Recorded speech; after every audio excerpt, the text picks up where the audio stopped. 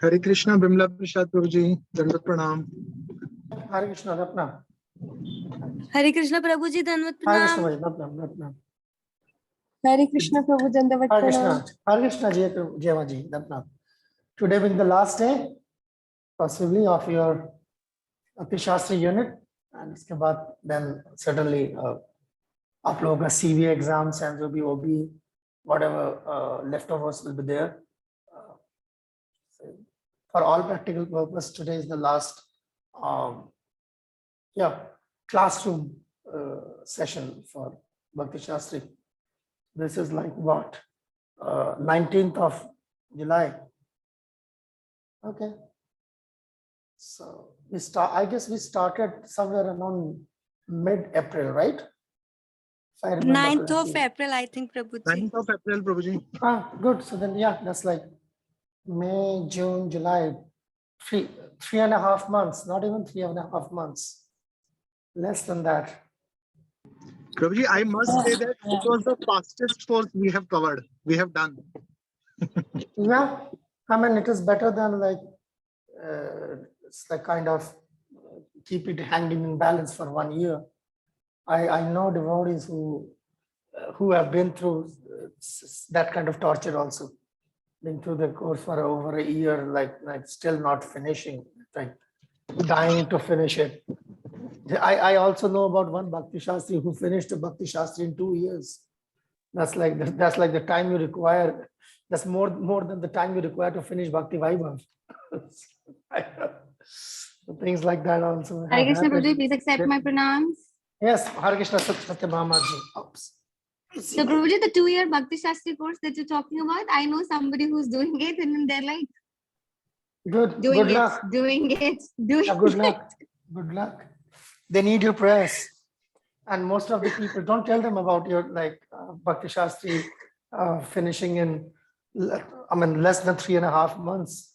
They'll burn you out of their envy. Of course, they will be burning themselves Mama is before doing that. the course from temple. Yeah, that's it. So many temples. And to top Mama it all, is doing if you from the temple. to top it all, if you also tell them about the emeritus list of the facilitators you have had. So they will be fuming. So it's better. But that would not have been possible without all of your help and support, because it's you people who opted for this course, and that's what made it a reality now. So that you're going to finish this. In my experience also, this is the second time I've been through Bhakti Sastri with such speed. First one when I attended it myself 12 years ago at Mayapur, in Mayapur Institute. And the second one is this one. After 12 years, I've been a party to such a course which finished in 3.5 months. Anand Lila Maji is here, so we'll be wasting more time. Anand Lila Maji, please accept our humble obeisances. Jai, over to you. Thank you so much. Krishna Mataji, Dandavat Pranam. Hare Krishna Mataji, Dandavat Pranam. Hare Krishna Mataji, Dandavat Pranam. Hare Krishna Mataji Dandavat Pranam. Om Ajnanatimirandhasya Jnananjanashalakaya Chakshurunmilitam Yena Tasmai Shri Gurave Namaha.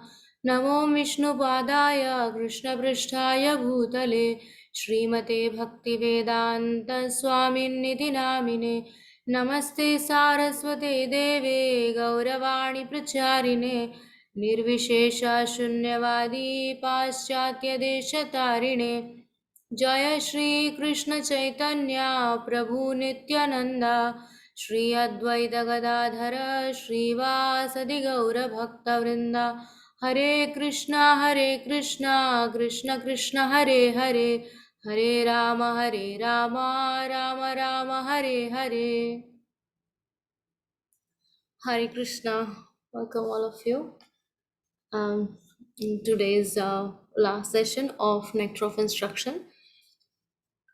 So let me share the screen.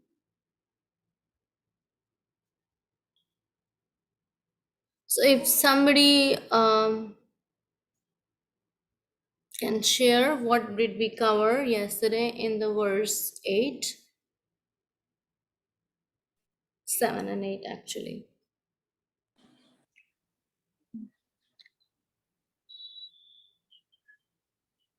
Mataji, yesterday we had studied all about holy names, Hare Krishna Mahamantra, and jaundice disease and remedy for jaundice disease and all that. Okay, and so that was verse 7. And in the analogy, jaundice is compared with what? Our material condition, Mataji.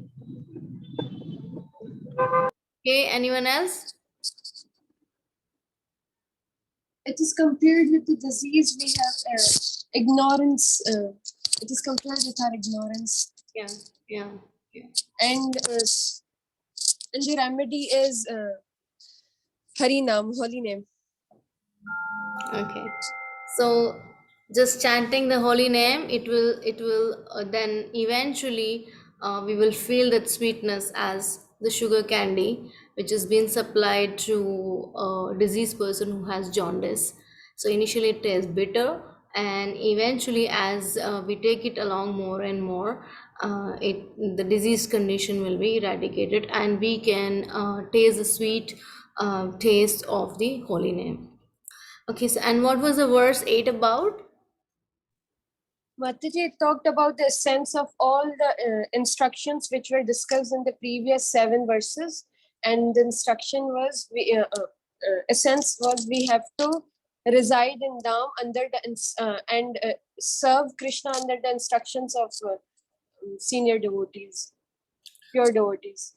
So verse 8 is like the condensed, it's like the essence of all these first seven verses. So how did my question to you all is how did Prabhupada instituted that in ISKCON? How did that happen, that all these 7 verses, the essence is the 8th verse, right? That 24 hours we are engaged, And so how did Srila Prabhupada instituted that in ISKCON? Any answers? Any thoughts? Mataji, we are after any session we have to chant 16 rounds minimum. So we are chanting holy names, and that should be without fail. So we are already doing. And Prabhupada, there are so many Rath Yatras, Jagannath Rath Yatras, so many Sankirtans are there. So in this way, we are doing. So this is how we are engaged 24 hours a day? So, Mataji, By there's Satatam. whole morning program. Can you hear me? Yes, yes, yes. So there's whole morning program, Mataji, where we are glorifying Krishna, and then you go on to chanting your rounds. Then you go on to do your devotional services. That can be anything. That can be, cooking boga, getting your deities ready, reading Bhagavatam, and then if you have deities at home, so you start with the morning, you get them ready in the morning, then you do your arti, then you do your gayatri, then you make your lunch boga, then you do your evening arti, then you do shayan. So it's like the whole day you're busy. So Prabhupada has given you such a structure that in the whole day, if you want to engage in Krishna's service, it's very easy. And one thing that I've constantly read in different books is it's not always easy to recite in Dham. Everybody doesn't get that chance. So what you can do is, if you can serve deities at your home, then your home is a Dham. Since Krishna is there, it's Vrindavan, it's Mayapur. So that way you can recite in Dham as well. Thank you. Wonderful. And also, Mataji, fourth verse speak about how we should 6 loving exchanges with the devotees. And ISKCON, it also gives us chance to associate with devotees and extend. Yes. And also take advantage of that and actually help us advance more in our devotional life. Yes, yes. Wonderful answers. Thank you. I mean, we need to connect this. Yes, we are reading this book, but we need to connect ourselves with actually, is it like happening, or are we really following that, or is just we are reading this because we have to get our Bhakti Sastri degree. That's there, but we need to have that understanding as well, that what we are doing and why we are doing and how is it being done and what was actually I mean, we are here together to even also understand what has Prabhupada instituted here in our ISKCON. And we can see that he has taken each and every principle of all these 4 major books and actually instituted that in ISKCON for us to follow, so that we can advance in our bhakti. Okay, so now let's go to today's verse.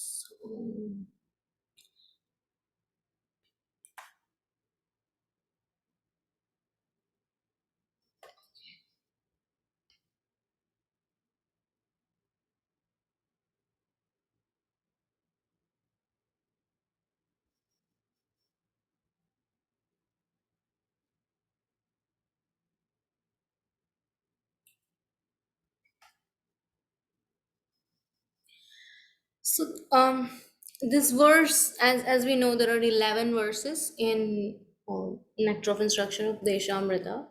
So this last part from verses 9 to 11, they are like the other day we were discussing that in any textbook, the most highest difficult topics are towards the end, right? So that we have understood until now, and then we go to the highest. So this verse from 9 to 11, they are speaking and discussing about Bhava Bhakti and Prema Bhakti, which is like the topmost. So this verse 9 is stating about hierarchy of the material and spiritual worlds. Okay, what was the hierarchy of the material and spiritual worlds, which is the first and which comes on the top. And then the text 10, it speaks about devotees, different hierarchy of different types of human beings, and then eventually we get to devotees and what kind of devotee and who is the highest among all. And text 11, it states about the glories of Shri Radha Kunda. Okay, so if one of you could read the text 9 and the translation. Vaikuntha वैकुण्ठजनितो वरमधुपुरि तत्रापि रासोत्सवात् वृन्दारण्यम् उदारपाणिरमरात् तत्रापि गोवर्धनः राधाकुण्डम् इहापि गोकुलपते प्रेमामृता प्लावनात् कुर्यादस्य विराजतो गिरितटे सेवां विवेकिनकाः. Translation. The holy place known as Mathura is spiritually superior to Vaikuntha, the transcendental world, because the Lord appeared there. Superior to Mathura, Puri is the transcendental forest of Vrindavan because of Krishna's Rasa Lila pastimes. And superior to the forest of Vrindavan is Govardhana hill, for it was raised by the divine hand of Shri Krishna and was the site of his various loving pastimes. And above all, this super excellent Sri Radha Kunda stands supreme, for it is overflooded with the ambrosial nectarian prema of the Lord of Goloka, Shri Krishna. Where then is that intelligent person who is unwilling to serve this divine Radha Kunda, which is situated at the foot of Govardhana hill? Okay. So here, Rupa Goswami is telling us the hierarchy. He's taking us from the lower to the highest. So first, in this verse, he's saying about Vaikuntha, and then Mathura, and Vrindavana, Govardhana Hill, and Radhakunda. So these are the five places, actually spiritual places of which are in hierarchy, which Srila Rupa Goswami is speaking about in this verse. And this is a hierarchy they have been set up in, and then he's explaining about these each one separately. For the Vaikuntha, he's saying, you know, the spiritual world is 3/4 of the total creation. Is the first line of the purport where Prabhupada is saying, and it is most exalted region. The spiritual world is naturally superior to the material world. Of course, the spiritual world is superior, and above that, then it comes the Mathura Mandal.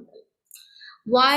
Because Lord Krishna took birth there. We all know he took birth in the sacred place of Mathura, and all the adjoining areas they are considered superior because the Supreme Personality of Godhead Himself appeared there. So that's very, very auspicious for us, and very sacred for us to go and perform our devotional bhakti there. So Mathura.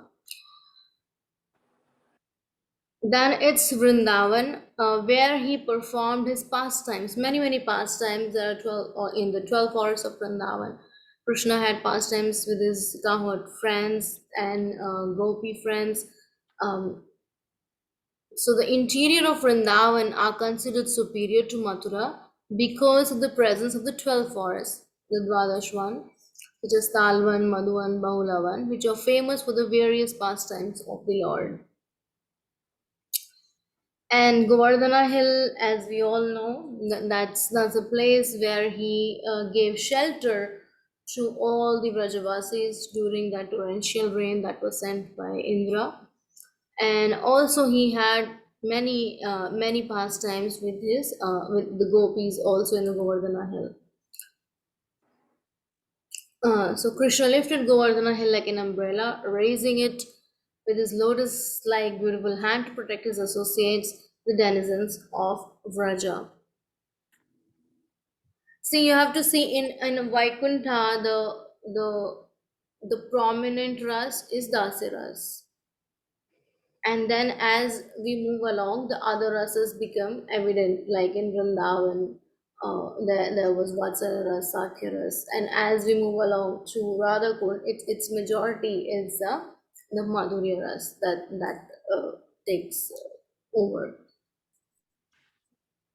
And then Govardhana also, he tends his cows with his cowherd friends, and he had his resemblance with his most beloved Sri Radha and engaged in loving pastimes with her.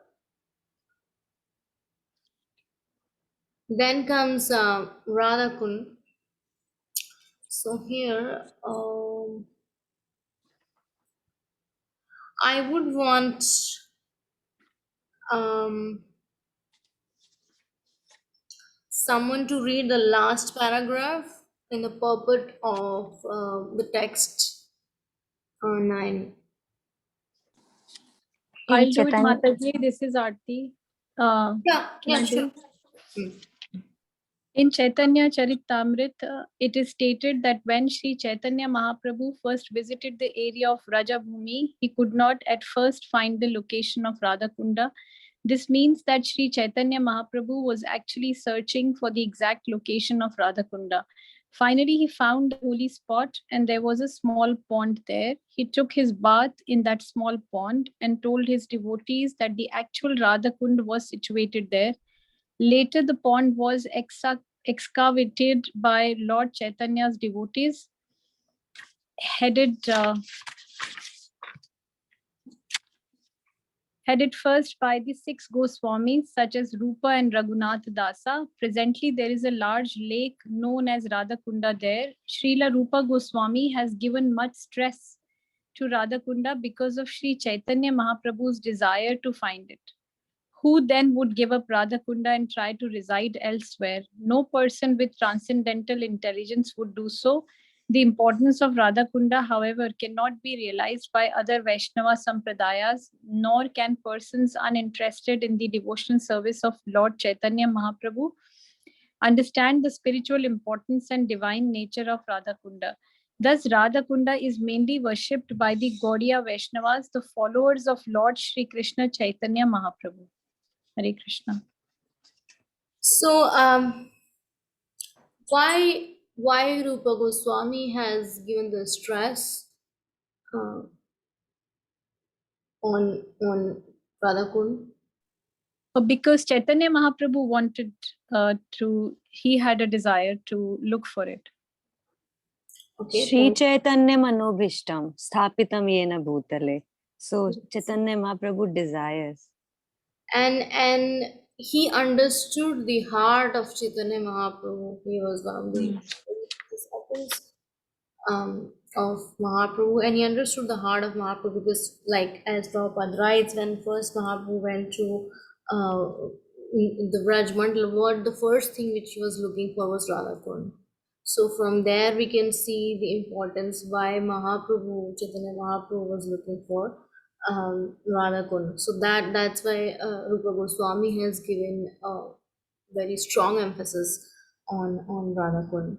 And here Prabhupada says that all other Vaishnava Sampradayas, they don't have they haven't realized this place what Radhakund is. But for us Gaudiya Vaishnavas, Radhakund is of utmost importance. Yeah. But Mataji, the importance is only because Chaitanya Mahaprabhu desired to look for the Radhakunda, or there are other reasons? I mean, it has an importance, right? Who is asking? Actually, I cannot. This is Aarti. I haven't switched on my video. Okay. So, sorry, can you repeat what Mahaprabhu? The question was that the reason that Radhakunda is important for Vaishnava Sampradaya is only because Chaitanya Mahaprabhu desired to look for it, or there are other reasons? Because I feel that if we look for other reasons, it is an important place. But could you please elaborate on the importance of this? We know the story also, I think, but we are not getting into the story here. Yeah, we are not getting into the story, but do you think that is this the only reason that Chaitanya Mahaprabhu desired to look for it, so we think it's important, or there are other important points that you could also tell us? What I understand is we can reach Radha Krishna only through Chaitanya Mahaprabhu. If we cannot follow Chaitanya Mahaprabhu, for us to reach Radha Krishna, is very difficult. That's what is Gaudiya Vaishnavism, has that accessibility to the teachings of Chaitanya Mahaprabhu. If we we understand his heart and his teachings, so that's why Radha Kund, and if he, yes, went there to first look for it, then yes, that means it's something of very, very high spiritual value. Yeah. Okay. Mm. Thank you. Thank you. Bimla Prasad, you wanted to add something? Yes, it's a simple thing. Like I believe, like the next verses, subsequent verses, will be discussing more about Radha Kund anyways. The 11th verse is exclusively Radha Kund, 10th verse again. It's like, I mean, this is just started to Beginning. unravel. Yeah. Yeah, but the basic line is that, yes, Rukmini Hari Sevini Mataji, you have a question? Yes, Mataji. Mataji, here we read that who then would give up Radha Kunda and try to reside elsewhere? My question, Mataji, I just wanted to ask that I know that there is a center of ISKCON in Mathura. There is a ISKCON temple, Shishi Krishna Balaram Mandir in Vrindavan. So just wanted to, I was just getting curious to know that is there any center of ISKCON in Radha Kunda? uh, there was a conversation when devotees wanted, they were telling Prabhupada that why we will go and open center in Radhakund. And Prabhupada was like, what are you going to do there? And they're like, preaching. And then Prabhupada was like, there's no need to do any preaching in Radhakund, you know. So we'll get to the that in the 11th verse. So probably the 11th verse will answer um, what Radha Kund is all about. Thank you, Yeah. Mataji. Okay, Mataji. Okay. So Radha Kund at the foot of Govardhan is superior to all because it is there that love of Krishna overflows. This place is the site of many memories of the eternal loving affairs between Krishna and Radharani, Rati Vilas. The importance of Radha Kund, however, cannot be realized by other Vaishnava Sampradayas, nor can persons uninterested in the devotional service of Lord Chaitanya Mahaprabhu understand the spiritual importance and divine nature of Radha Kund. Okay.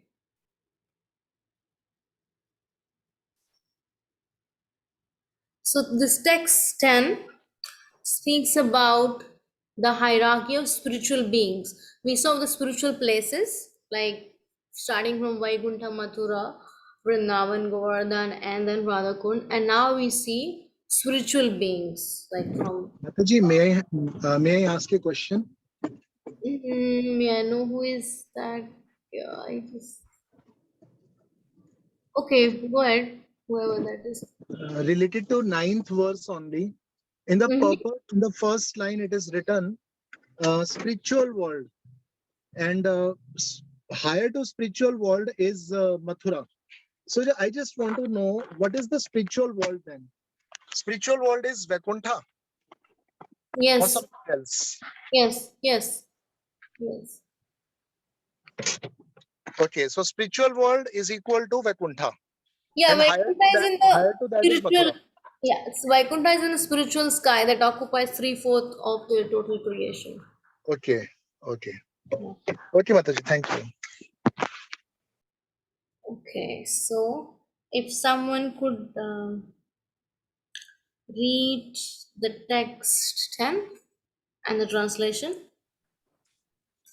कर्माव्यापरितो हरे परित्या वक्त्रिं ययुर्ज्ञानिनास् तेभ्यो ज्ञान विमुक्त भक्ति परमा प्रेमाइकनिष्ठास्तथा तेभ्यस्ता पशुपाल पंकज दृशास् ताभ्योऽपि सा Radhika Preshta tadvadiyam tadiya sharisi tam nishtayet kahakriti. In the Shastra, it is said that all types of fruitive workers, he who is advanced in knowledge of the higher values of life, is favored by the Supreme Lord Hari. Out of many such people who are advanced in knowledge, Gyanis, one who is practically liberated by virtue of his knowledge may take to devotional service. He is superior to others. However, one who has actually attained prema, pure love of Krishna, is superior to him.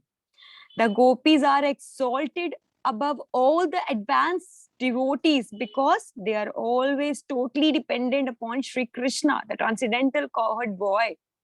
Among the gopis, Srimati Radha Rani is the most dear to Krishna.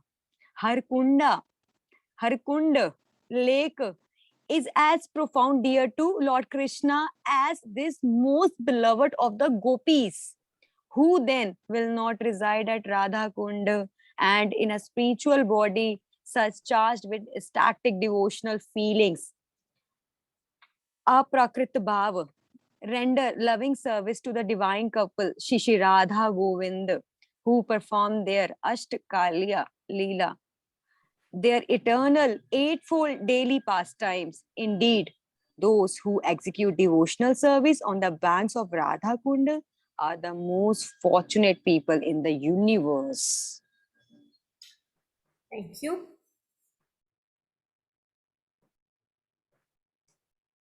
So here the translation as it speaks, it first says about the karmis, and then the jnanis and bhaktas, and then comes the gopis and Srimati Radharani.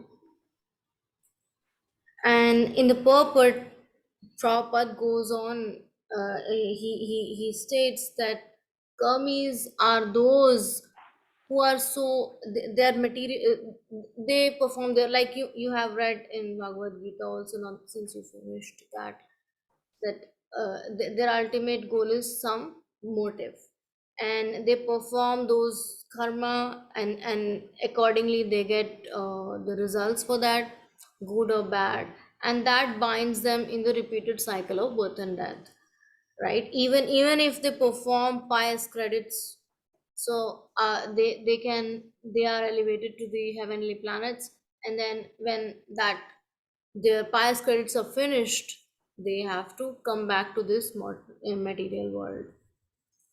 So these karmis, they are just again and again, just bound up with the cycle of birth and death, and they keep transmigrating from one body to another. So that is not getting them anywhere. They perform something, they go up there, they enjoy or have the heavenly pleasure, and then they have to come back. So the purpose of the human life is to get out of this circle. Here,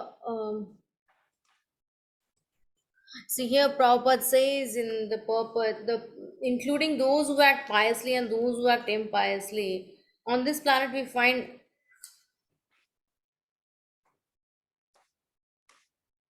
yeah, here he is saying, those who perform sacrifices strictly according to Vedic injunctions are elevated to the moon and planets above the moon.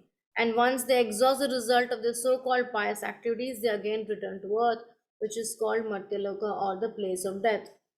So what Prabhupada is mentioning here is that is not taking them anywhere, and then he goes on saying that in Bhagavad Gita, where Krishna is saying ye yatha mam prapadyante, that I reward accordingly how people surrender. So if that's what they want, the heavenly credits or the pious credits, so that's what they have been awarded. And then he speaks about the Gyanis, those. So okay, you have read Bhagavad Gita, so before I can say something, I want to hear something from you. What are the Gyanis you have read through Bhagavad Gita? Somebody could just say a few, whatever is your understanding. Who are those people?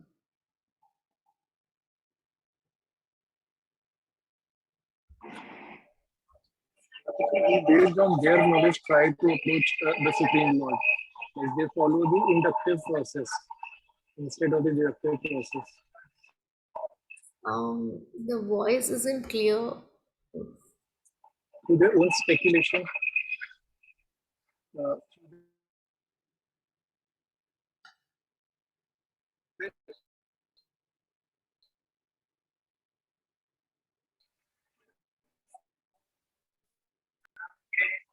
uh, is it clear? I don't know if somebody else can understand.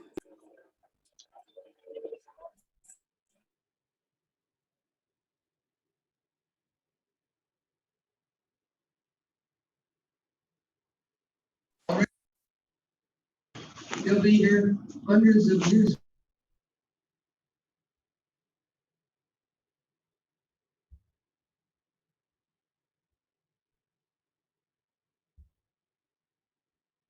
Okay, someone else wants to share something? Mataji, I was saying that those who believe on their own mental speculations, like they follow the inductive process. Instead of following the deductive process, they follow the inductive process Okay. of approaching Lord from their own knowledge. Yeah, they want to understand Lord through the knowledge. Okay, what else? Thank you. So is a Jnani liberated or not? No, Mataji, not at all. Okay, why? Mataji, Jnani reached to the realization of Brahman. He does not reach to the realization of Bhagwan, of absolute truth. So maybe he's not a mukta. He's not liberated. Okay. Okay, thank you. Mataji's Gyanis are proud of their knowledge. Okay. So they cannot be described as liberated unless and until they come to devotional service.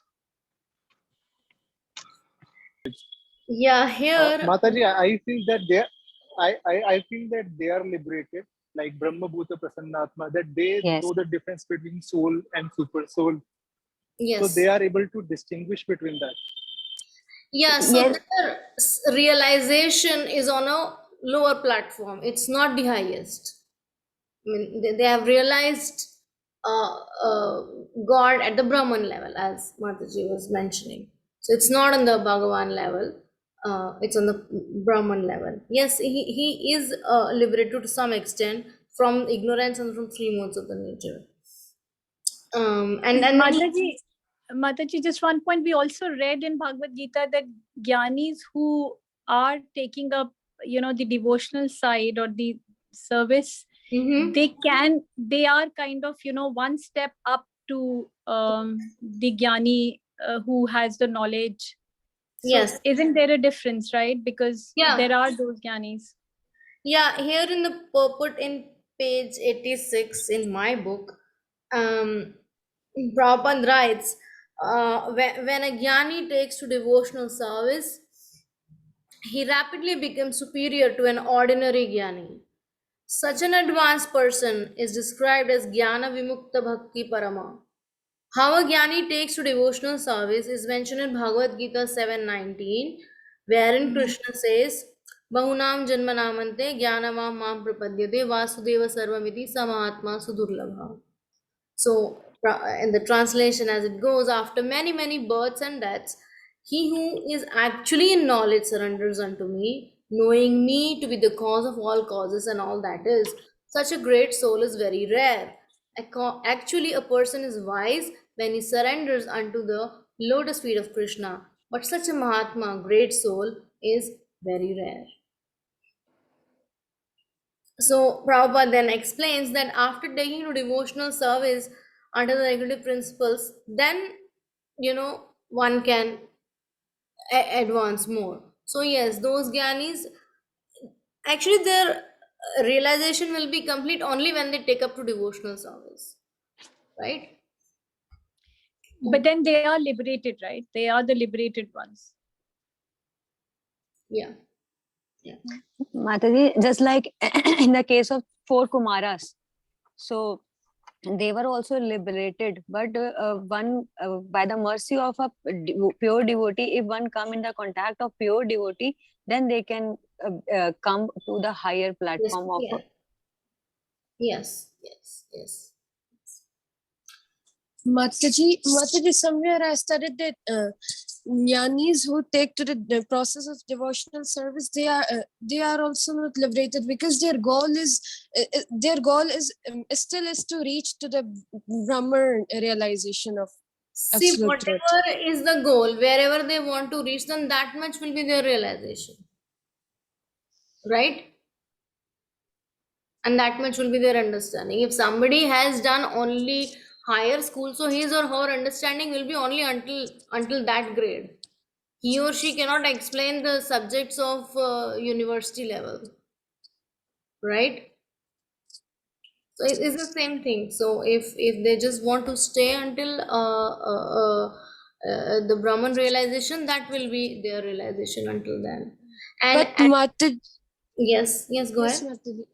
But Mataji, isn't there any importance of performing devotional service? I mean, they have taken to the process. Some jnanis take to the process of devotional service, but their goal is not to reach at Bhagwan realization. So, I mean, is there any difference, or it's just like they want to reach to the Brahman realization, so they are just on a, I mean, they are not liberated. They will only reach at that platform.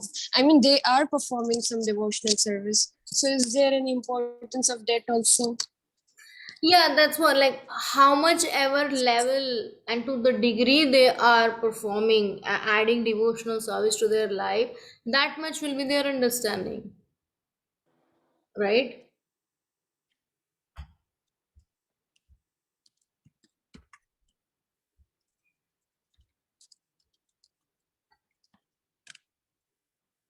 Hare Krishna. And when we add devotional service to our knowledge, that's when we become devotees, right? Why are we reading all these shastras, right? We could have just sat and chant 24 hours a day. That's fine. That's also will take you to the goal, you know but the thing is, we are reading this so that we can enhance our devotional service.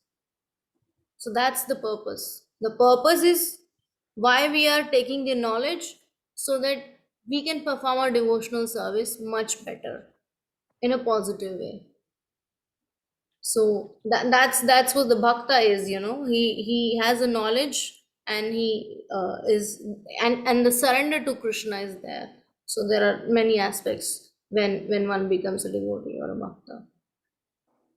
Yeah, Gyani has just the knowledge, and then as the one of the devotee said, it's like inductive. He wants to understand Krishna on his own accord. So that's going to take time. Okay, Priya Satyabhama Mataji. Might I have a question, but it's regarding the Kumaras. So, should we take it now, or can we go after the class? I know. I'm sorry about this. He's doing his homework.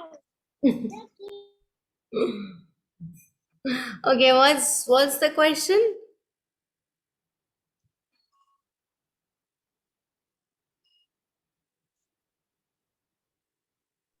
So, Maji, I have a question regarding the Kumaras.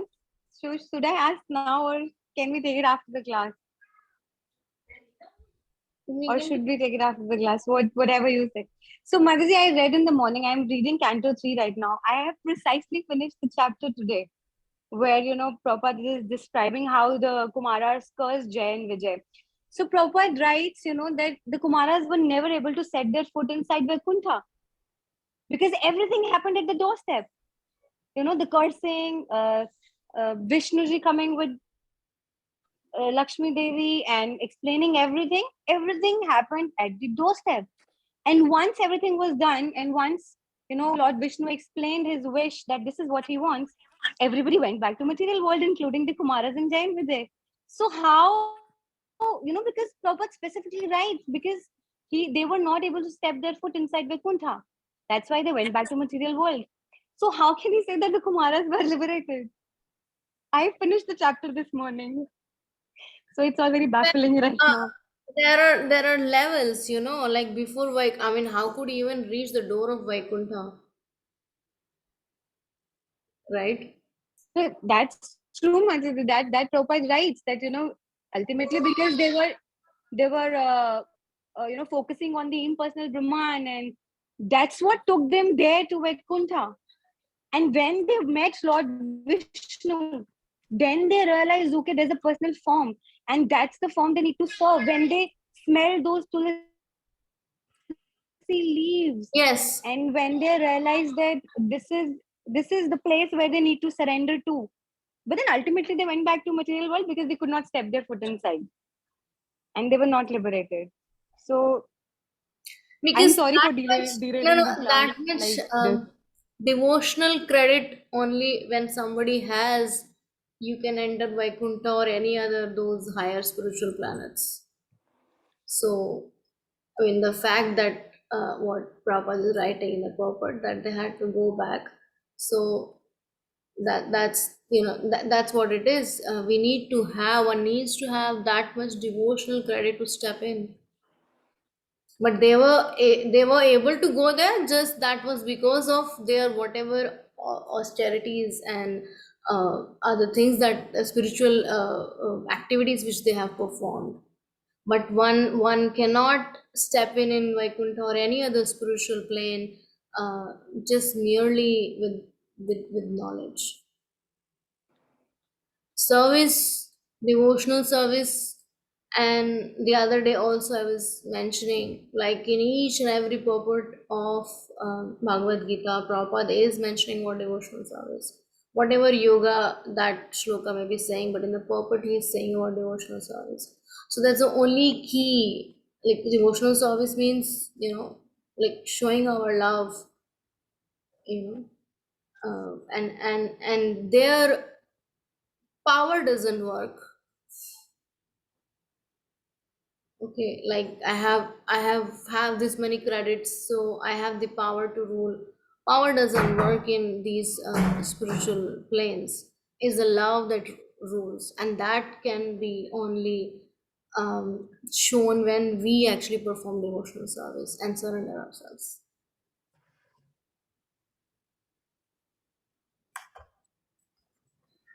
Okay, I hope that answers the question. So Thank you, Mataji. Thank you. So then, where we were, okay. So that's are the devotees who are surrendered and use their knowledge in the service of the Lord. Okay, and then let's see. Okay, then Prabhupada speaks about the gopis. If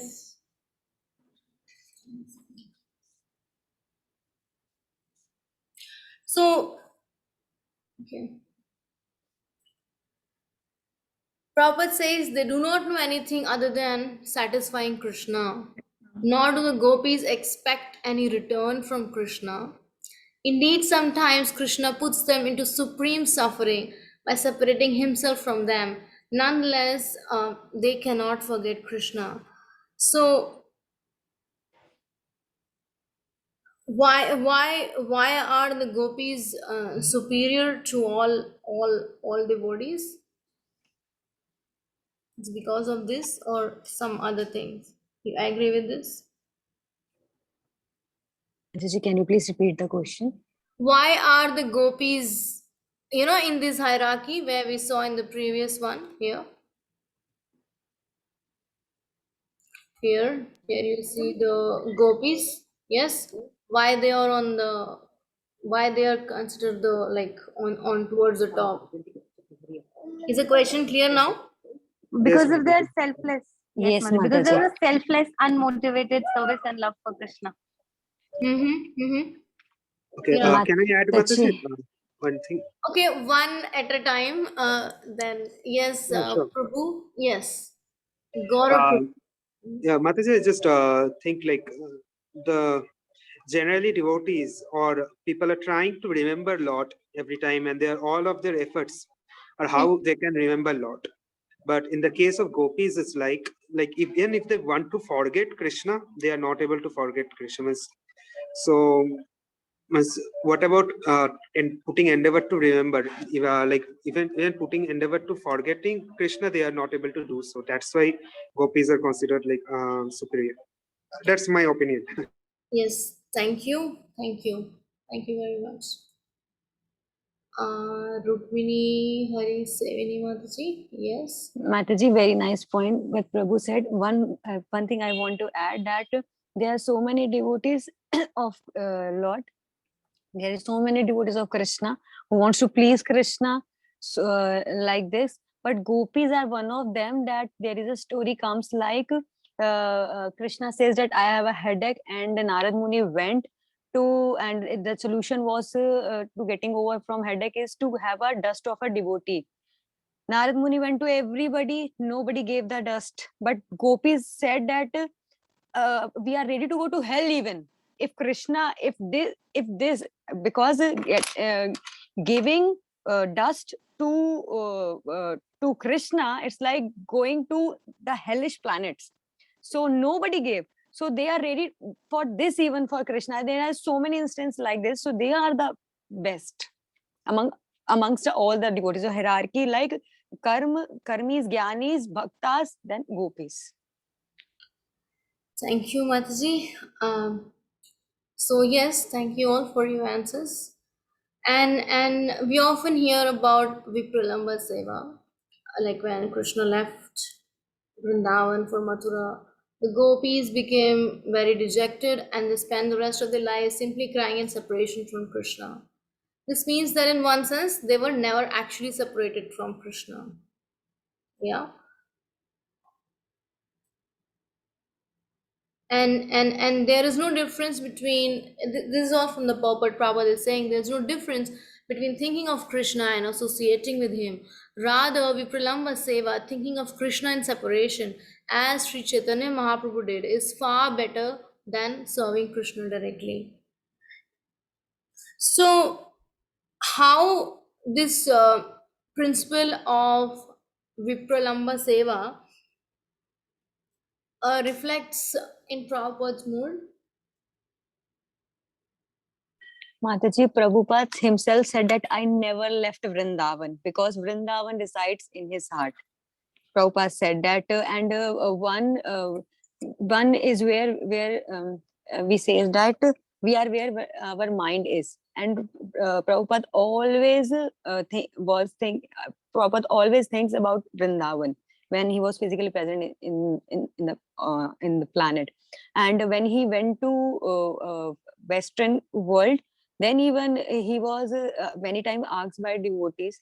So it's like someone is preaching, in just two circumstances one should leave, and his Andhra Prabhu said that in just two instances people should leave Vrindavan. Sorry, a person should always stay in Vrindavan. Only just one instant one should go and leave Vrindavan. That is for preaching only. No other you should be having. So Prabhupada left Vrindavan for preaching, and by preaching he always thinks of Braja, and he always decide because Vrindavan is in his heart. Thank you. Yes, Gaurav Prabhu. Mataji, just I want to say, like you mentioned about Vipralamba Bhav. So how in Krishna Prabhupada's life, we can see like Prabhupada was there in Radha Madan Mohan temple, right, in his old age. When generally people like to stay in Vrindavan, remember Krishna, and in this way live their life. Radha Damodar. Sorry, I'm extremely sorry, Radha Damodar. Yeah. So, but in case of Prabhupada, we can see like he left that comfort zone, or he left that spiritual comfort zone and went out, and in the totally in the feeling of in that manner, like it's a Vipralamba Bhav, like it was in the Vrindavan, but he left the comfort of Vrindavan, went to the place where there is forgetting about Krishna. Even there was no Vedic culture; it was totally anti-culture other place. and he went there to give the people that Krishna. So in this manner, we can see like in Prabhupada's life, like how he was serving in the mood of Vipralambhava. Yeah. Thank you. Thank you. Yeah. I mean, he always carried Vrindavan in his heart. And yeah, that's was him. Um, and even once the first time when he was chanting, like back in India, when he was chanting the Jai Radha Madhav verses, so he became very ecstatic. So wherever he was, when he was chanting the first time when he chanted Radha Madhava, he remembered Krishna in the roots of the forest of Vrindavan, and that's how he explained the bhajan also the first time. So yes, he, although physically he was away from Vrindavan, that was the separation, but he always carried Vrindavan in his heart and performed his devotional service, keeping Vrindavan as his, yeah. Thank you very much. So Tarun Prabhu. Mataji, like from a different aspect, we can think that the mood of Radharani is not only to enjoy herself with Krishna. Like she wants other gopis also to participate. Similarly, Srila Prabhupada not only wanted to relish this nectar of Krishna consciousness, he wanted to share with everyone. So we can see from this mood, and as well as like when he was going, so he was carrying with himself, like he told that my only solace when he was in Jalduta was the instructions of his spiritual master and Srimad Bhagavatam. And Srimad Bhagavatam is non-different from Krishna. So he was always having Krishna with him. And he would never forget. Like I was reading the book by Tamal Krishna Maharaj. I don't remember that name. So when Prabhupada was in UK, so when he saw that ice is there and Prabhupada was breaking the ice, so he told that like by breaking the ice, so a disciple asked like, why Prabhupada are you breaking the ice? So Prabhupada told like this is not the natural state of ice, and like this he was giving different analogies on that. So Tamal Krishna Maharaj was explaining that he was always Krishna conscious. He was not never thinking anything except Krishna. Like what is the mood of gopis? Yeah. Yeah. Thank you. Anybody else? So I see two more hands raised. Rukmini Harisevani Mataji. Mataji, two more points I want to add, that Prabhupada himself said that I never forget Radha and Krishna. We are saying that Prabhupada always carries Vrindavan in his heart when he went for preaching, but Prabhupada himself said that this thing. And the second thing, when there is one instance that when Prabhupada was chanting and I'm so sorry, I'm forgetting the name. One devotee went inside and saw Prabhupada, and he saw that Prabhupada was crying. So then he said, he asked Prabhupada, and Prabhupada said that Radha Krishna, Krishna Balram was here, like. So this instance, so both these two instances, and one more thing, like Mataji, when there is nothing like in the devotees, like no enjoyment is there. They are to be enjoyed by Krishna. Just this point was coming to me. So in this case also. That's it. Thank you, Mataji. So okay, we'll move ahead. Okay, thank you all. And one more also thing which I was thinking, that even though Prabhupada also said that he never felt the absence of his spiritual master, of his Guru Maharaj, even though he had met him like only few times in his lifetime, and he just carried his instruction as life and soul with him all along. And Prabhupada mentioned also that I never felt the separation. I mean, he was physically separated from his spiritual master, and he was serving his instructions. and he was establishing the mission, taking his instructions, life and soul, and at the same time always feeling his presence in his heart. So actually Vipralamba Seva is something very highest, because when we are serving in separation, that's the highest, because we are more Krishna conscious there. That's why Chaitanya Mahaprabhu had to come, Krishna had to come as Chaitanya Mahaprabhu and experience that. Otherwise also you could see that Vrindavan and Mathura, geographically, they're not very far places. Gopis could have just gone there.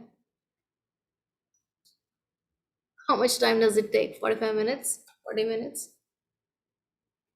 Krishna was in Mathura. So, okay. Actually, that separation is so much, they say that, when it's not with this topic, and just wanting to add, I'm not going to take any questions on this or comment. Just one thing I remembered, that the heat of separation was so much that even to this day in Raja, if you see when the weather is hot, it's extremely hot, and the tears which came out from the gopis and the Radharani, that's why the water are still, they're salty water. Like you don't have sweet water in Raja, because that mood is still there.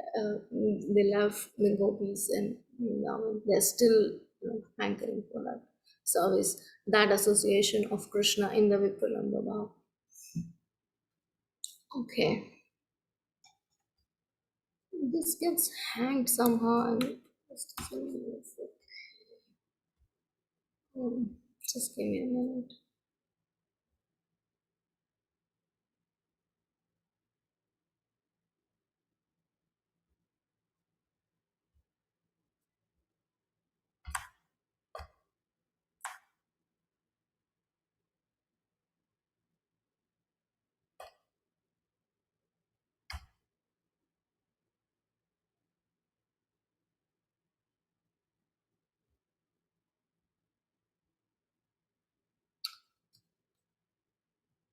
Okay. And now comes Srimati Radharani. No one can excel the devotional service of Srimati Radharani. Indeed, even Krishna cannot understand the attitude of Srimati Radharani. Therefore, he took a position and appeared as Sri Chaitanya Mahaprabhu just to understand her transcendental feelings. Like the other day, there was a question, I think yesterday, that if we can become like Radharani, we can be aspirant of that rasa, but becoming like Radharani is, that's only Radharani. Okay. And that's,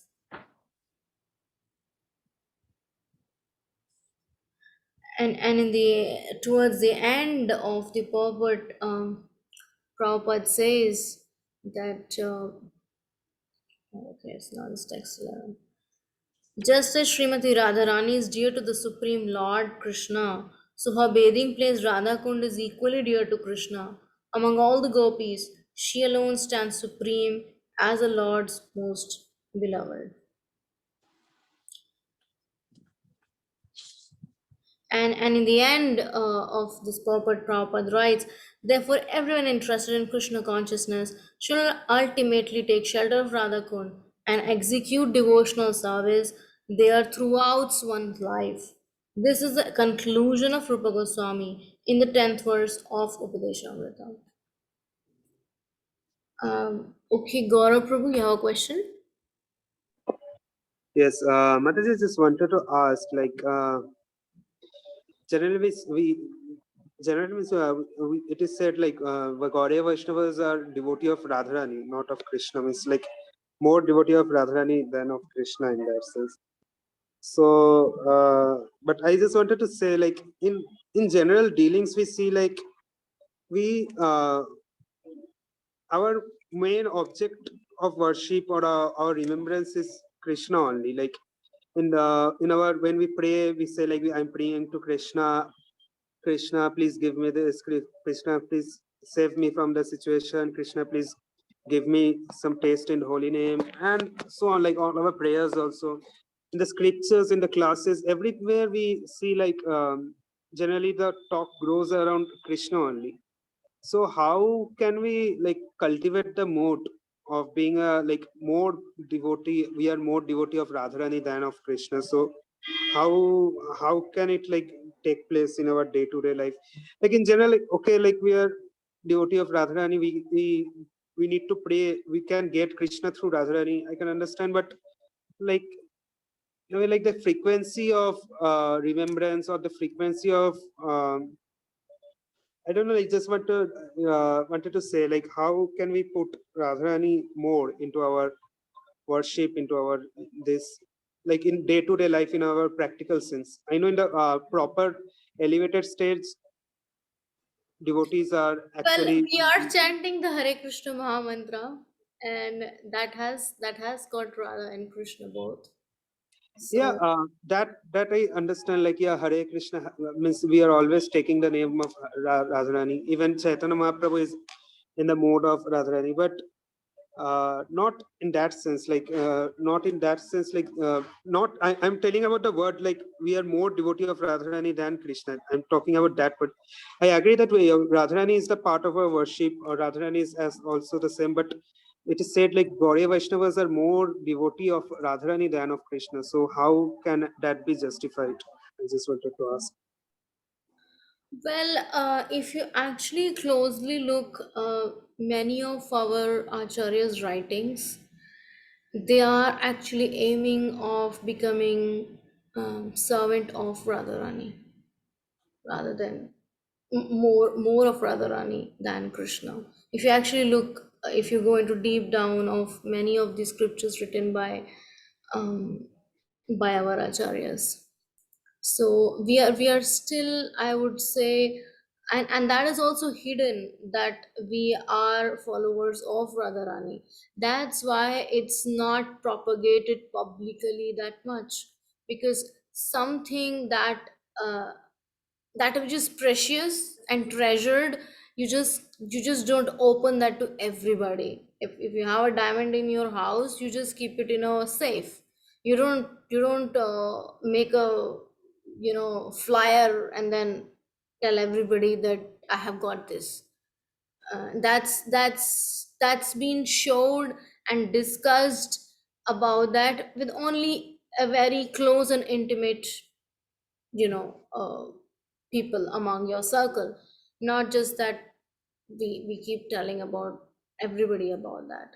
So if you actually closely look upon, eventually, other scriptural writings of our acharyas, they are aiming to become the servants um, of Radharani. I mean, if you see this, Radha Kund, who are there in Radhakund? Who are there in Radhakund? They are the Sakhis of Radharani. So that's, and Rupa Goswami is placing Radhakund on the top, on the highest. So that means it's her girlfriends who are going to be there around, not even Krishna's. So that, and he's saying this is like the highest of, from the material plane to Vaikuntha, from Mathura, then Vrindavan, then Govardhan, then Radhakund. So this is the highest, and it's hidden. How many, until they have read Upadeshamrita, how many in ISKCON know that Radhakund is the highest?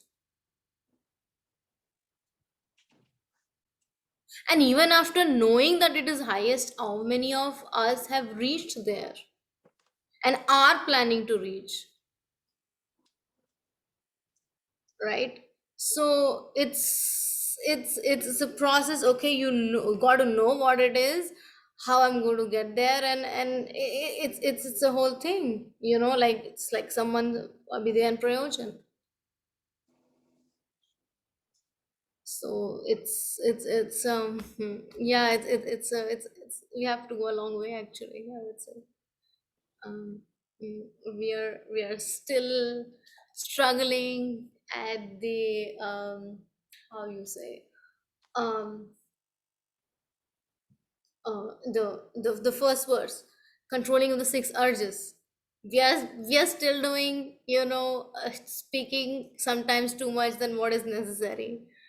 um it's just like we are still on that stage, and now we have to come to Bhava stage to actually understand why what is so precious about this Gaudiya line.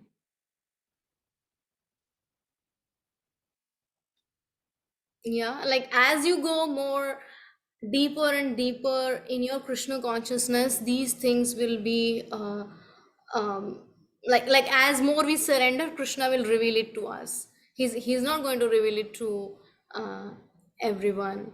So for now, I would say just to accept this fact that yes, we are more of devotees of Radharani, but how, that will depend on each of one of ours devotional service and our surrender, and Krishna will reveal accordingly. um, yeah, that's what I have to say in this. Okay, Mataji, thank you. Yeah, okay, all right. So text 11. You want to add something, Vimla Prasad Prabhu, or was okay? I couldn't have articulated it better than this. Okay, if that answers, thank you. So if somebody can read text 11 and then Krish, yeah, shall I? Yeah. yeah, go ahead. Krishnasyoche pranayavasati priya sibbhyo api radha kundam chasya munibhirabhitastadrik eva vyadhayi yat preshthir api alam asulabham kim punar bhakti bhajam तत्प्रेमेदं सकृत् अपि सरा स्नातुर आविष्करोति. Shall I read the translation as well? Yeah. Of the many objects of favored delight and of all the lovable damsels of Rajabhumi, Srimati Radharani is certainly the most treasured object of Krishna's love. And in every respect, her divine kunda is described by great sages as similarly dear to him. Undoubtedly, Radha Kund is very rarely attained, even by the great devotees. Therefore, it is even more difficult for ordinary devotees to attain. If one simply bathes once within those holy waters, one's pure love of Krishna is fully aroused. Okay, so here it says that if one like in every respect, its respect, her divine kunda is described by great sages as similarly dear to him.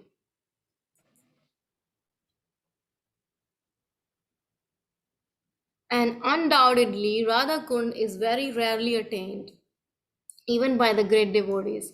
Therefore, it is even more difficult for ordinary devotees to attain. If one simply bathes once within those holy waters, one's pure love of Krishna is fully aroused. And it's a very actually short purport where Prabhupada speaks few aspects about a few points about Radha Kund. It is stated that a devotee will at once develop pure love of Krishna in the wake of the gopis if he once takes a bath in Radha Kund. Srila Rupa Goswami recommends that even if one cannot live permanently on the banks of Radha Kund, he should at least take a bath in the lake as many times as possible. And then he says, if somebody can read this.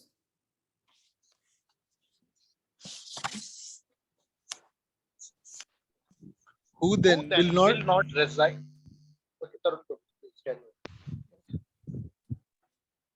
who then will not reside at Radhakund and in a spiritual body surcharged with ecstatic devotional feelings, aprakrita bhav, render loving service to the divine couple Shri Shri Radha Govind. Okay, if we go back to the previous slide where Prabhupada is saying, it is stated that the devotee will at once develop pure love of Krishna in the wake of gopis. If he once takes a bath in Radhakund, Sri Rupa Goswami recommends that even if one cannot live permanently on the banks of Radhakund, you should at least take a bath in the lake as many times as possible. Now,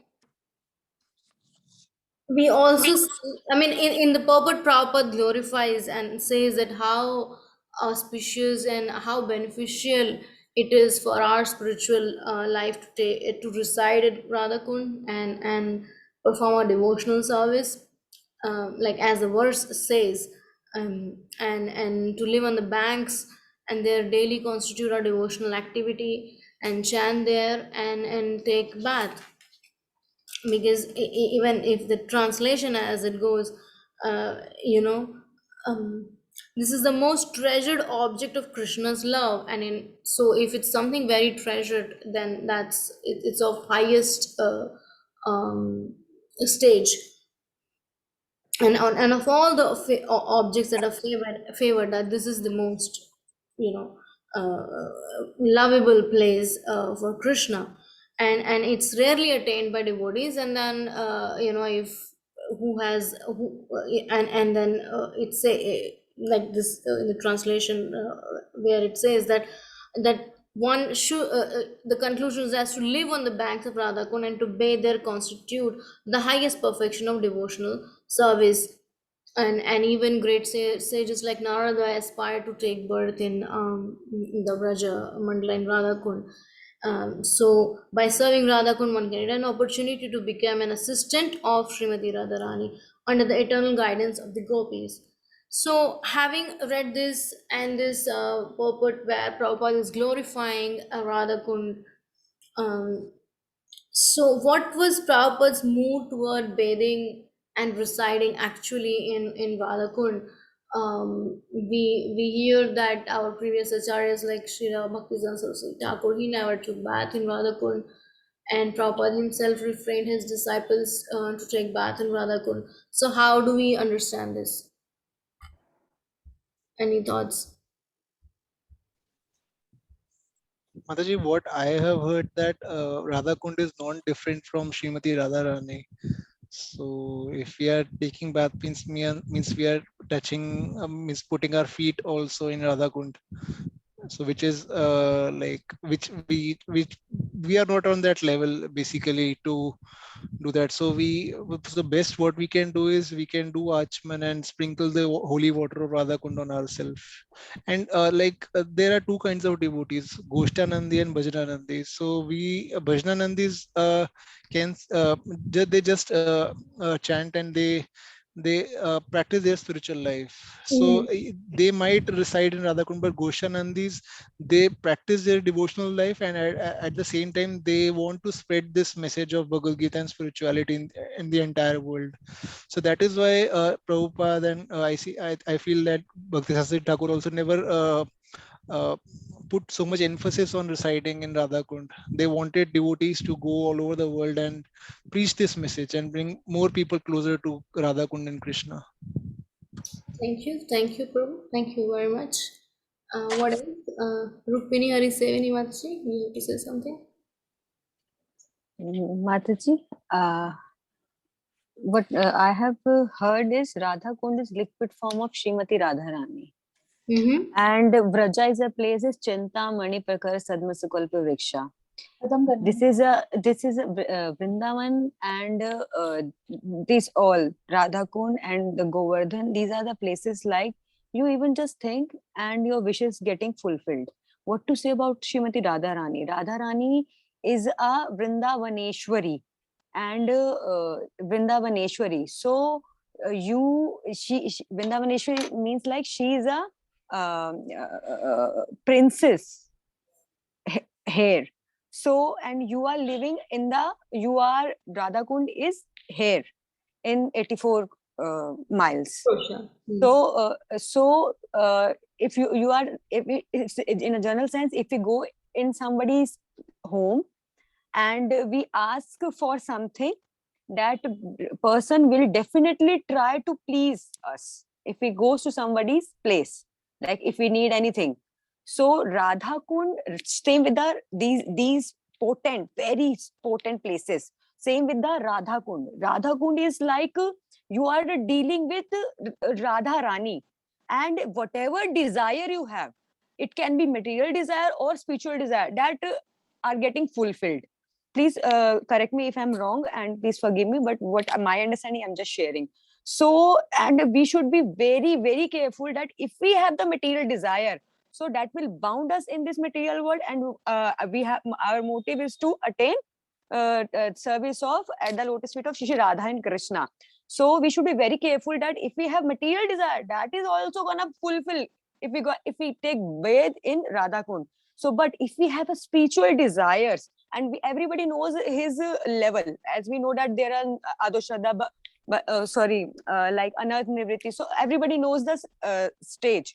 So whatever stage is this, and I heard in one of the lecture here in Vrindavan, Venu Geet is going on. So I heard in one of the lecture, right now it's going.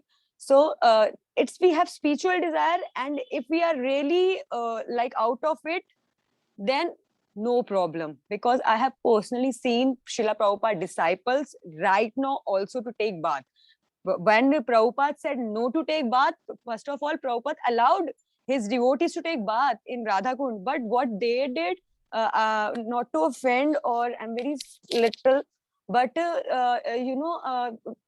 but they started enjoying that. But that's not the place of enjoy. That is a Radha Rani herself. So we should be very careful, and we it's all about consciousness. If we have a very strong consciousness, we have a spiritual desire, and we really in the previous classes also, you also told that surrender. Today also you were telling. So if we have surrendered, so there is no problem at all. It's all about consciousness in taking a bath in Radha Kund. This is my understanding, Mataji. Please forgive me if I have said anything wrong, because I haven't clarified with anybody. Just heard from lectures or from senior devotees. Thank you. Thank you. Okay. Yeah, Prabhupada, is there any other hands up?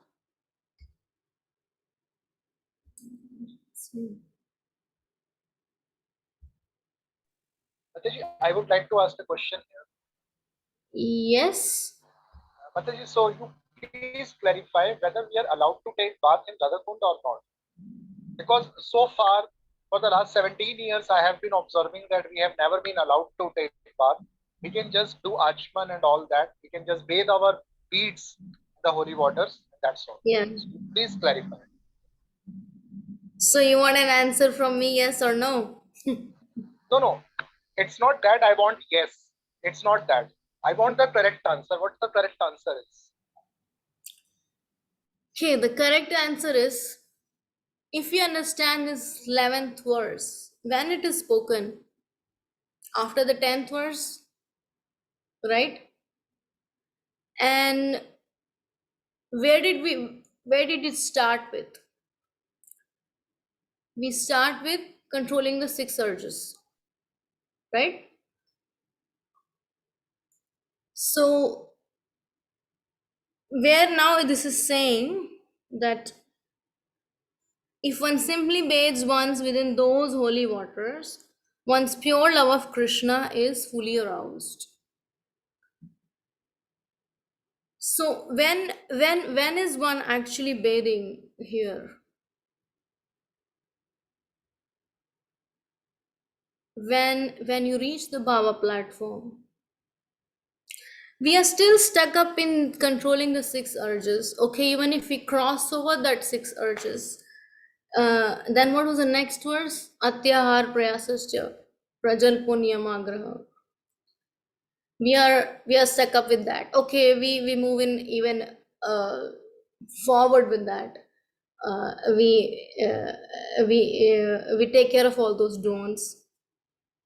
And then what's the next verse? It's saying Utsaha Nishya Dhairya, the third verse, right? We have to act enthusiastically. There also sometimes we are moving up and down, right? And then what comes? The 6 loving exchanges.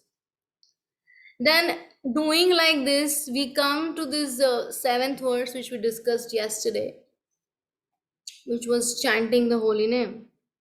I mean, we still don't have the taste for the holy name. How many of us actually have that ecstatic symptoms when we chant the holy names of Krishna? We are barely making up our 16 rounds, right? I mean, some of us may be doing more, and that's about it. And many of us are doing because we give about to our spiritual masters. And many of us are doing because we want to get initiated. Whatever the the motive is, we are doing that. That's good, and we want to get there one day, to have experienced that sweet nectar of chanting the holy name, right? So, and that's when you go to the, and then the 8th verse was, which we discussed yesterday, was what, like, we come to the raga nuga bhakti. We do devotional service in spontaneous love for Krishna. And that's when we are stabilized in the bhava platform. That's when we go and reside in Radha Kund, and then the prema will arouse. We have not even crossed the verses 1 to 7, the Vaidhi Sadhana Bhakti. So, and this bathing is not simply immersing your physical body. This is actually immersing your soul and heart inside that, and making yourself Krishnized, Out of the 24 hours a day, how many hours are we actually Krishna conscious? Right? So that's, and we can even understand this. And even if somebody goes and takes bath, some of these devotees have gone and they took bath. So where is the prema? I mean, we say it's the same Krishna's holy name. Krishna and his holy name are non-different, and we chant every single day, not even one holy name. We chant like 16 rounds, and each round has 108 chanting of Mahamantra. But we haven't reached that stage yet. I'm not saying it will work. That's what surrender and faith we all have, that it will work, and we are all trying for that, and we will get there one day. Now you can understand this, since I come from that background. You can change this example accordingly from whichever background you are in, but try to understand the idea. It's something like a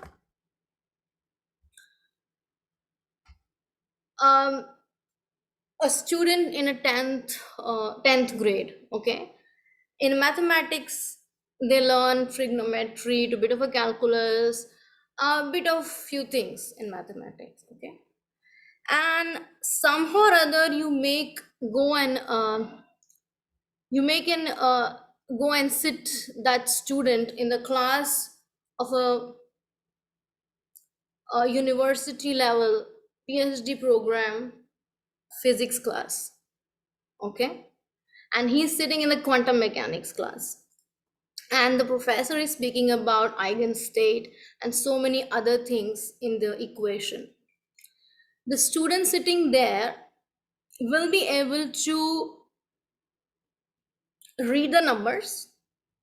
There's some 1 to 0, 21, 23, some numbers are there, XYZ is there.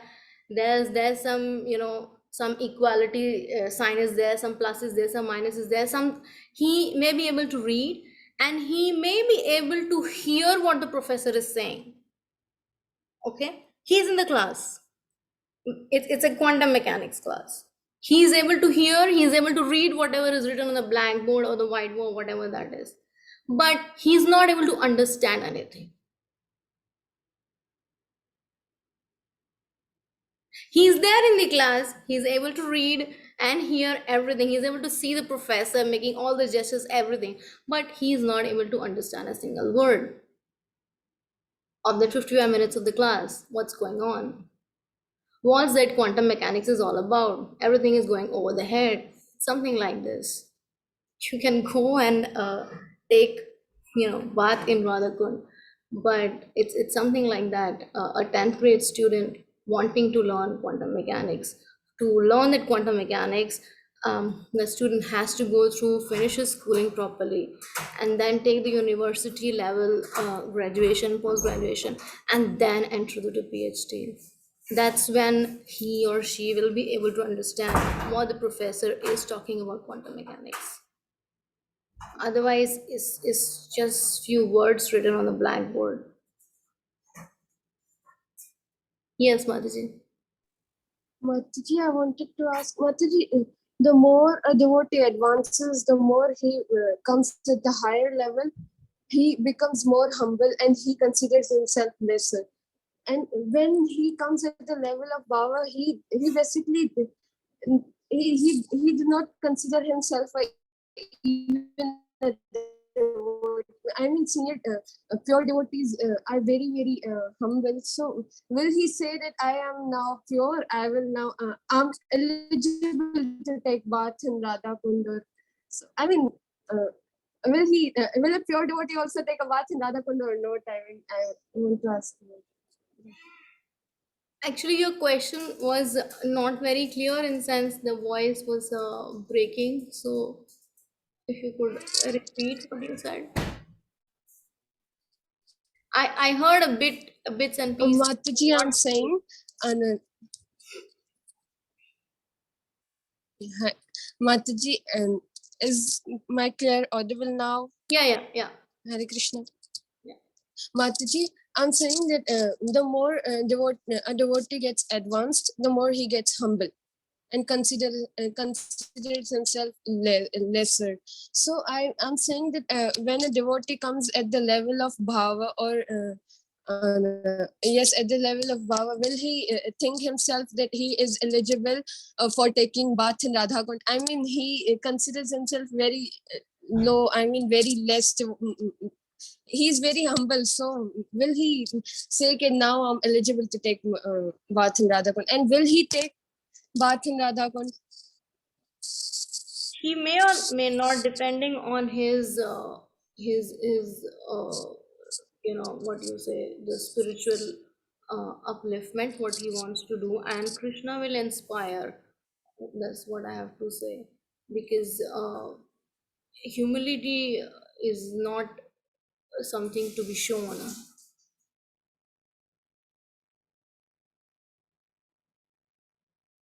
So whether he will take bath in Radhakund or not, that's up to him and his spiritual authorities.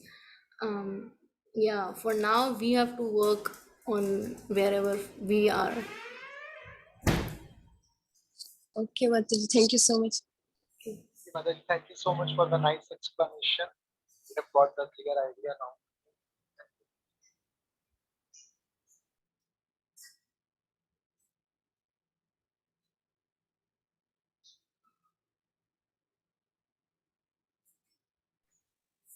Is he speaking something? It's like blank. I cannot hear anything. Yes, Mataji, I was just expressing my gratitude towards your answer. Whatever you said very clearly, I understood. Thank you so much for the clear explanation. Now I have got the crux of whatever you wanted to say. Oh, okay. Thank you, Prabhu.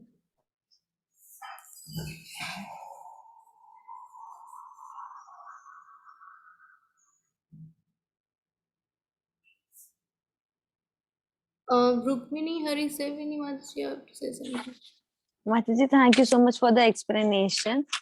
Yes, I have also understood that till the 10 words, then after a bhava, after a bhava means you said the word after the bhava means a prema stage or a bhava stage.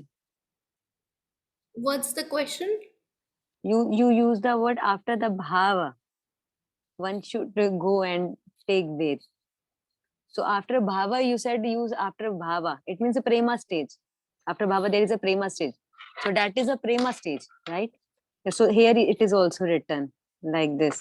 And Mataji, from where you have taken this, the next line is there. If you can help me to understand these lines also.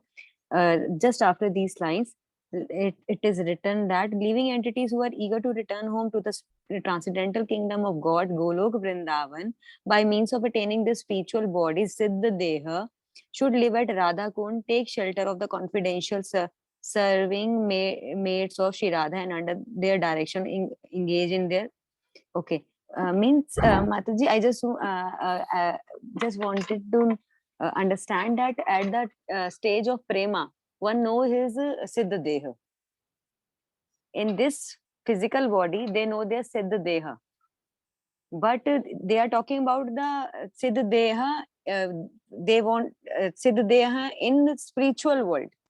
They know, does it mean that they know there's at the stage of prema, they know there at the after attachment, yes, after asakti or attachment, one know about that in what rasa one is situated, and at the stage of bhava one knows that what is his or her siddha deha Yesterday in the soul has. in the verse 8 in the last what is that? Towards the last where Prabhupada is speaking about, you remember we were I mentioned that there's in the purport it's mentioned there are 5 stages from Shravan to Smaran where one enters in Samadhi. Yes, and after Samadhi, here Prabhupada is saying, which line is it? You know, where this Sampati Dasha, the perfection, you know, it's the first is Apana Dasha, where the stage the sadhaka achieves realization of one's pure spiritual identity, and Sampati Dasha, the stage of perfection when the soul finally obtains the spiritual form and then is appointed to the eternal service of Krishna in the spiritual realm. Actually, I beg forgiveness. These all things goes above my Yeah, head. even with I me. was not able to understand, so that's why I'm raising. Yeah. I'm So asking my query. this is there in those 5 steps where, you know, Prabhupada is mentioning that, you know, impression, then transmigration, training, residence, and then guidance. And when we take guidance and we stay in a place to perform bhakti, then these 5 stages where from Shravan, like, you know, first we are in 5 stage, we are hearing Krishna Gada from outside, and then we reach to this stage of Samadhi. So, With constant remembrance without any interruption. so just Yeah. yes, Mataji. So my question just was that a person is in at the level of prema, if at level of if prema, they should go and reside at Radhakund and takes bath again and again as many as possible to get his siddha deha in the spiritual world. Have I said right, Mataji? Basically, it's we cannot that much categorize as stages. You know, like what these 11 verses are taking us is from 0 to, like I said the first day, the first verse is like climbing the staircase, okay, getting to the temple of Bhakti, and now Radhakund is like the altar. Okay. So even here to get into the altar, there are many things. First, you follow 4 regulative principles, then you chant 16 rounds, then you get initiated, then you get, you know, then you do some sankirtan in the temple room, and then you go and assist the pujaris, then you become an assistant servant, and then you clean the altar, then you do night dressing, then you do it's like progressive stages. It's something like that. So it's something like the temple of Bhakti, the highest Radha Kund, where you reach, and it's not also, basically we at least need to be at the stage of ruchi or asakti to be able to reach to this Radha Kund. We haven't even you know, perfected the Vaidhi sadhana bhakti, and then come to the Raganuga and perfected that, that's when we can actually realize this and taking the importance of Radhakund. Yeah, Thank you so much. and ultimately in I mean there is a system in spiritual life, but sometimes um, the mercy overflows, and that person is sometimes picked from the grade 7 to directly grade 12th. Even in material life we see some examples. Some uh, human beings are very intellectual, or very, in such a young age they give exams of the university level. So that's like very, how you say, it depends. So that those kind of things could also happen. It's not that everybody has to, this is a general rule. Okay, but someone can, if Krishna's mercy is there, there is a mercy of the disciplic succession, there's some special thing, then that person can also just jump. Yeah, but if we try to jump, so, see, these things are for us, not for others.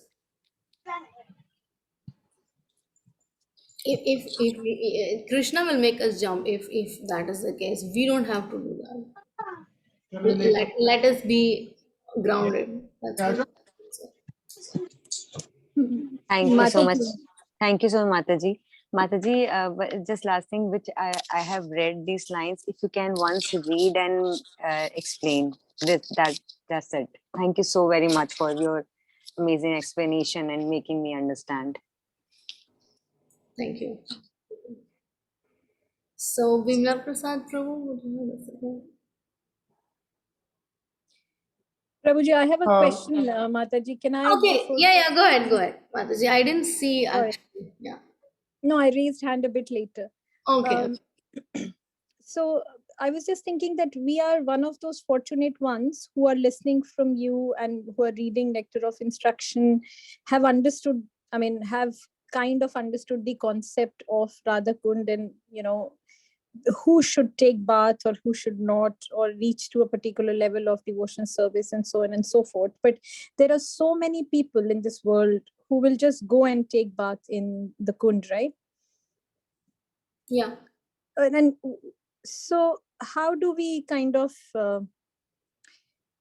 differentiate between these kind of devotees? So, for me, my experience has been that I was not even allowed to, maybe by Krishna, not even allowed to enter Radhakund for some reason. We went to Vrindavan, visited all temples, then went to Radhakund, but somehow could not visit that place.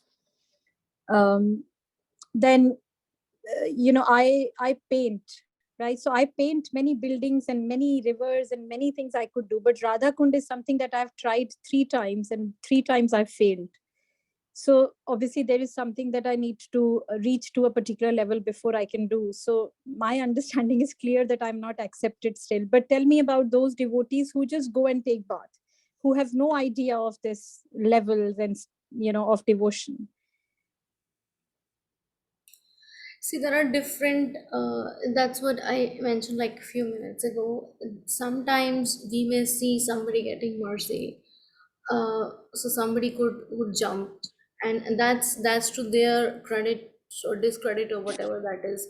But how are they going to utilize that? Uh, like even in our Krishna consciousness, we preach to many. Some come in, some they just stay on with 4 rounds for the 10 years. They just don't go move forward. Some come, they just come sometimes and not come. So it's something like very subjective. Those who come and they take bath, they'll get some pious credit of having that. But the real wealth, that how many have got, that is difficult to say. That only Radharani knows. Maybe one of them is one of those fortunate souls who has traveled for so many millions of lifetimes, and he has got the opportunity to do that. We may not be one of those. Maybe it's just, all we can do is perform a devotional service with enthusiasm that will take us back to those previous 4 verses. and patience, enthusiasm and patience, and wait for that opportune moment and keep praying to Krishna and Radharani, and all they are seeing is our intent. They're not seeing that how many, like there is a thing that they offer pumpkin and Radharani and Radhakund, Radha Paulashtami or something, all those things. Krishna is not looking at all those things. He's looking at what is our devotional intent in serving him, and he'll reward us accordingly. So I don't think you should be discouraged in any way, because that's why this verse is there: enthusiasm and patience. Like Prabhupada said in the purport, right, that this Krishna consciousness movement, initially nobody was coming. Then he was so enthusiastic and patiently waiting for that moment, that because he had faith in the wordings of his Guru Maharaj, that he has given me this instruction of preaching this Krishna consciousness to the entire world, and that he took it as life and soul. And we also have to have that faith in Krishna's word. Yes, like Prabhupada mentioned so many times, you can make it back to God in the same lifetime. We can make it. It depends on our intent and our desire, our enthusiasm, our patience, how much we can get in there. Are we giving 100%? If not, then there's no question. Then all we have to do is keep on trying and then wait for the mercy of the Lord. Yeah, thank you, Mataji. Thank you. So Vimla Prasad Prabhu. Sampada Maji also raised her hand. She might have a I comment or question. didn't see Sampada. You want to say something? My question got answered, Mataji, when you were answering the other questions. Okay. All I had to add to what Mataji, I mean, first and foremost, the analogy which you related from your own experience about like 10th grade students suddenly made to sit in a PhD class. That could, I mean, nothing could have been more lucid and clearer. I found it like I could relate it so much. It kind of got etched into my brain, and I believe it will remain so for a long time to come. Getting into this Radhakund thing many times, I mean, I understand some different devotees have got different emotions attached to it because of the kind of the sanctity of the place. And I can hear different devotees voicing different opinions and things like that. And that's exactly what being the last verse, the last day of the whole Bhakti Sastri course. So it also has this added importance attached to it. So I rather than making more comments, I might like to leave the devotees with a few food for thought for them to chew. Staying at Radhakund, I mean, at the stay of Radhakund, if we look closely, we will find all the Panchtattvas, including Chaitanya Mahaprabhu, never actually lived at Vrindavan for more than 2 months. Not to speak of anything else, but to speak of Radhakund. So, I mean, if that has anything to do with attaining spiritual perfection, so we don't see any of the 5 Panchtattvas ever staying at Radhakund. In fact, Mahaprabhu discovered Radhakund and then left it for Rupa Goswami to expand and Raghunath Das Goswami to expand the whole Kunda as we know it today. Talking about a few more things which Rukmini Sevani Mataji pointed out there about Siddha Deha and those paragraphs. Those paragraphs are like very actually very step-by-step thing as Mataji was already narrating about. So there is a difference between Siddha. I would just want to just clarify one thing, just in case it's not clarified. in the minds of students that a Siddha Deha is a categorically different thing from Siddha Swarup. Siddha Deha is a mentally conceived form, which is that means is conceived by us for practice. And Siddha Swarup is what we understand as Rukmini Mataji already pointed out, that the idea is one have the idea of what Siddha Swarup is by the stage of Bhav, and certainly at the stage of Prema, one is fixed in this Siddha Swarup. So these are technical terms generally not used. And the slide which I can see right in front of me, you can see a dichotomy in that itself explains the nature of Radha Kund. The slide, the first sentence says that the devotee will at once develop pure love for Krishna in the wake of the gopis if he once take a bath in Radha Kund, right? Now, just like go down a few notches and you see, Prabhupada says he should at least, now again at least, he should say at least take a bath in the lake as many times as possible. What is that? Same paragraph, first sentence says, you take once a bath, you develop pure love of Krishna. And then Prabhupada goes on to say, you should take as many baths as possible. Why? One bath is not good enough. So what possibly he is pointing towards, it's like much more than meets the eye. Taking the bath once, and it says, will at once develop. It doesn't say that you will get Krishna. Prabhupada should have written that once gets love of God. No, he says develops pure love of God. Development means there is a stage by stage process. It's not like, you cannot, I mean, nowhere in Krishna consciousness is there is like lacuna or a gaping hole from where we can escape the process of sadhana and straight away go to Krishna Prem without going through the rigors of, as Mataji is always pointing out. So that's why it's like that. Otherwise, why would it say so? And then coming back to the same thing, I remember Raman Krishna Prabhu asked for a straight yes and no answer, like, can you bath in Radha Kund? Can we bath at Radha Kund? The question is, yes, you can. Now the question is, should you be bathing at Radha Kund? Oh, that requires an explanation. Yes, Prabhu. Mataji has clearly. That's the point. It's like, internal consciousness. Yeah, can you jump from the 50th floor? Yes, I can.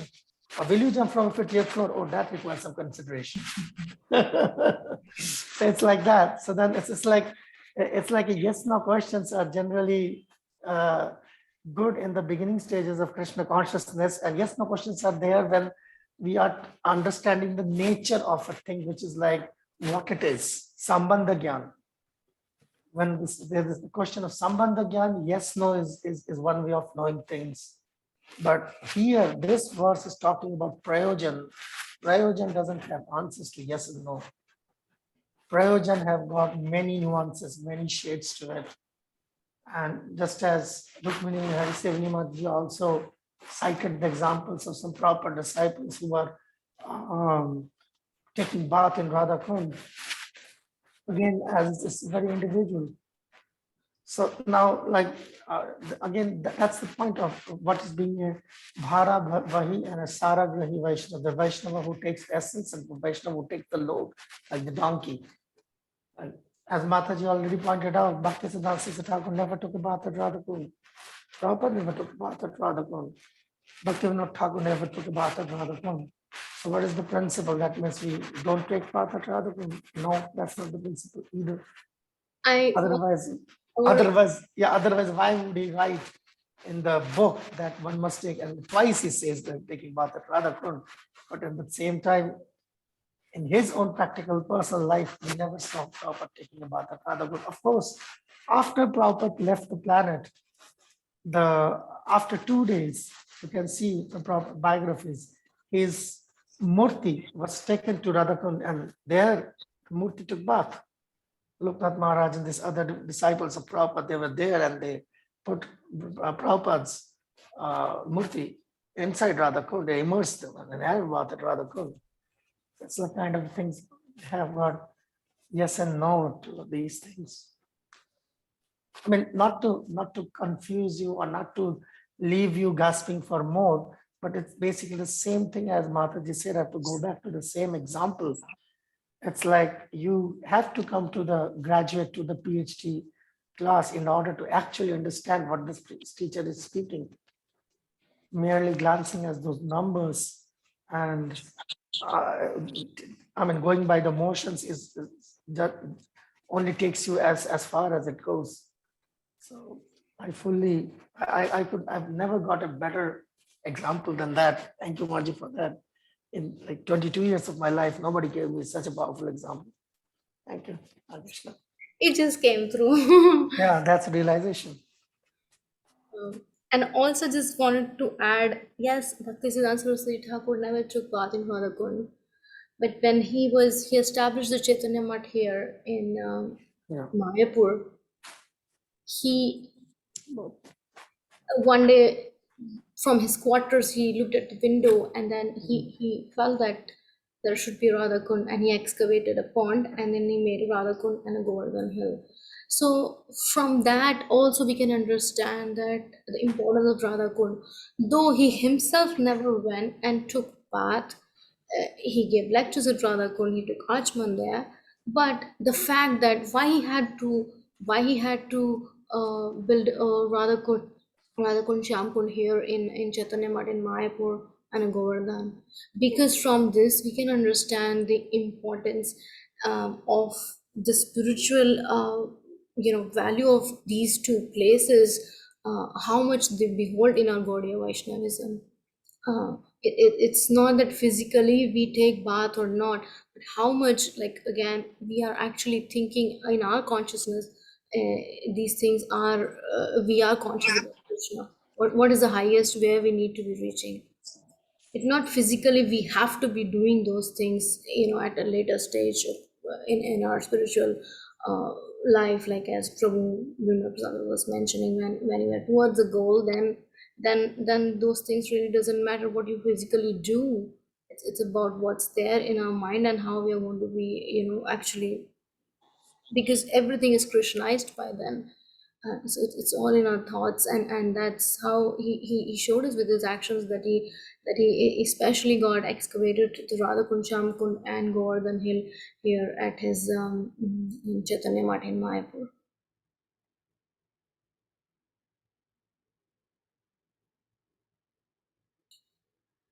Okay, so that just let's go back to a quick review of what we did, though we covered that.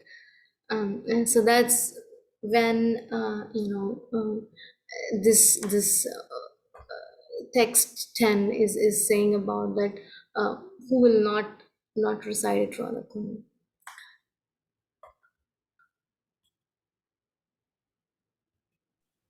So text 1, we saw controlling the 6 urges, and text 2 was about 6 obstacles to the devotional service. So these are both don'ts. And the third, we start with the do 6 principles that aid devotional service. And fourth is the 6 loving exchanges, which we can cultivate to bring our bhakti, enhance our bhakti. Association according to 3 levels that Prabhupada is speaking about, Rupa Goswami is mentioning about discrimination. Discrimination is not making an offense. And because Prabhupada is mentioning that intelligently one has to discriminate according to 3 levels of devotees and then associate with them accordingly. Because what we associate with, that's what we become. And text 6 about viewing devotees not with their externals, but actually seeing their Krishna conscious activities. And 7th was the importance of chanting the holy name. And 8 is Raganuga Sadhana Bhakti. and 9 is the hierarchy of spiritual places. That's what we looked, and how Radha Kund is on the top. And 10 was hierarchy of spiritual persons, and Radha Harani beholds the highest position of all. And text 11, it says about her kunda is very glorious because that's very dear to her, and that implies that that's very dear to Krishna as well. So these are the stages. So we have to see, and like the first class, I was mentioning the first session that this book, Nectar of Instruction, which Rupa Goswami gave, and just in these 11 verses, everything is there. From where do we start with and where do we end? Now it's on us when and how and where we do that. That's the free will we have got to reach to that ultimate goal, which is given by Rupa Goswami, the highest platform of attaining the pure love of Godhead, going back home, back to Godhead. So thank you very much. I hope I did justice. And one thing that I would like to say is I don't know how much you were benefited or not, but I would thank each one of you that I'm very grateful to be discussing these topics with all of you. And this was very much enriching and nourishing for my own spiritual life, because it took me deep down inside and actually searched for many answers which I also had been looking for. And I did got many answers from you all also. So thank you very much for all of your association and your wonderful participation. So I hope your Bhakti Sastri coming to an end is opening a glimpse for all of you to that spiritual world where we are all aiming to go one day. Thank you very much. Hare Krishna. Yes, Mataji, thank you so much from our sides also. On the last day, like Bimla Prasad Prabhu has said that, really I must say that on the last day and in the last class, our classes in real sense have reached the Bhava stage or Prema stage. While discussing this topic of Radha Kunda. Thank you so much, Mataji, for the enlightening lectures and sessions. Thank you. Hare Krishna. Thank you, Ananda Maji. That was the whole session, and this unit in particular was the cherry atop the cream, I would say. And we will certainly hope that in future also you would make yourself available for sharing your spiritual realizations and glimpses of bhakti on different, maybe on different subjects. And I only pray to Shri Radha Madhava Sakhi and the Panchatattva that may these other devotees also who are participants here in this online course may sometime get an opportunity to come for an on-site program in Mayapur, stay there and learn at the place where Chaitanya Mahaprabhu himself opened a school to teach the whole world. So, and there they can also take association of many exalted devotees, including yourself, and get the benefit of advancing rapid spiritual advancement. So on behalf of the whole class and our team of Bhakti Sastri, we thank you. And we also take this opportunity to thank all the participating members over here. So we only hope that it was an enlightening journey, and there were certainly quite a many discrepancies on our account of organizing this course online for the first time.